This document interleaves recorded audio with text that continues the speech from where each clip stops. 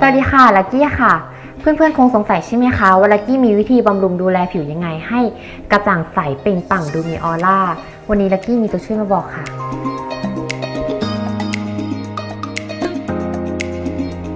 นี่เลยค่ะส้มริสึสารสกัดนำเข้าจากประเทศญี่ปุ่นตัวนี้ลักกี้ทานเองพูดได้เลยว่าเห็นผลกว่าตอนทานกูต้าถึง10 เท่าจากผิวที่ดูไม่ใสดูดำคล้ำจากแสงแดดตอนนี้ผิวลักกี้ดูเปล่งปลั่งกระจ่างใสมีออร่าขึ้นมากๆถ้าไม่ดีลักกี้ไม่ทานแน่นอนค่ะ